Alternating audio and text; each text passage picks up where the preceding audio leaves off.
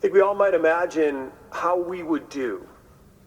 How we would do in historical times if we were, in the Middle Ages or in the Roman Empire, or even in the time of Jesus.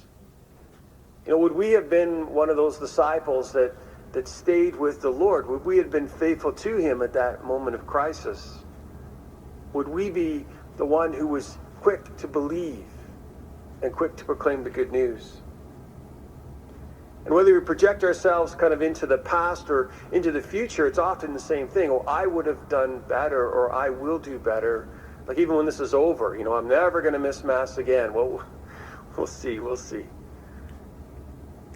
But I think Thomas is here in the gospel. Thomas is here for all of us. He's that guy who really does need to see something a little bit more. And I think he represents in many ways, he represents me. It's hard. It's hard to just go on faith alone. It's hard to just imagine that we got this right and we know what we need to do. And often we struggle with that. Certainly situations like we're in now are very much a case of that. Or, is there going to be enough? How's this going to end? When is this going to end?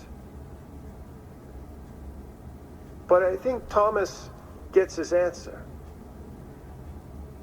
What's really amazing in this is the Lord is patient with him.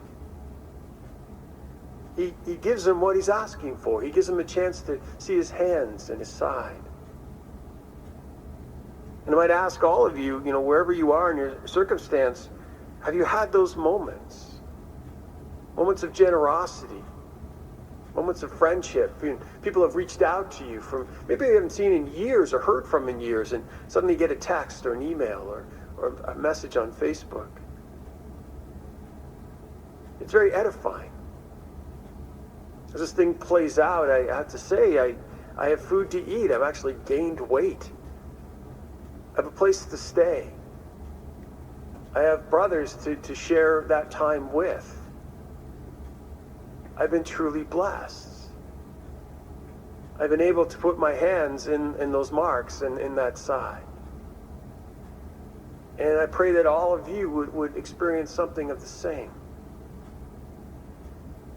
See, we are in this extraordinary moment, this extraordinary time, not just liturgically, as of course it always is, but this moment where the world took a pause, took a moment. There's a great irony being played out here. Now, I know that there are people who are sick from this virus, and that's a very real thing, and people have died from it, and that's a very real thing. And there are people fighting really hard right now and risking their lives to try to help others, and that's a very real thing. But the great majority of us probably will not get this virus. At least we will not have the full effects of it. And the irony of ironies, that what that simply means is we're going to have to find something else to die from. Isn't that crazy? But it's true. It's the one thing that we truly share in common. We are mortal, and our lives will come to an end, and there will be a day we will face this. How can we change that? Well, we can't. How will we get through it? Well, the way we've always been able to get through it. By the mercy of God. That's our hope. If this is dependent on me, then I don't have much of a chance. If it's on all of us, well, we got a better chance than me alone. But the only real chance is what we are celebrating today, the resurrection of Jesus Christ. And in that resurrection, our hope dawns. That there is mercy and love. That Jesus chooses to be seen with the marks in his hands and his side. That the resurrected body still bears the wound of the crucifixion. I think speaks to us in a very eloquent way. Often I refer to those wristbands, what would Jesus do? WWJD. But I've always thought they're just a little bit off. It's, what is Jesus doing? This ongoing act of salvation in which we all have a place to play.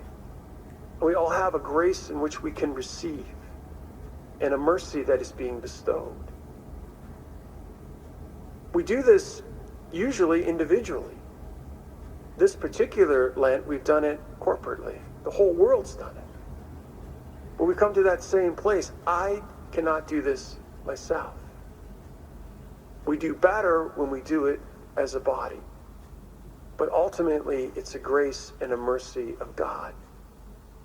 And if we're not clear on that after the last month or so, we really need to get going on this. It always was the case. It's just been clearer than it's ever been. So I pray that you are well. I pray that your family members are well, and those whom you love. And I pray for those who are in situations where they have to work in that environment every day. But I pray that you would experience the mercy and love that is the resurrected Christ. And that would take a deep root in your heart.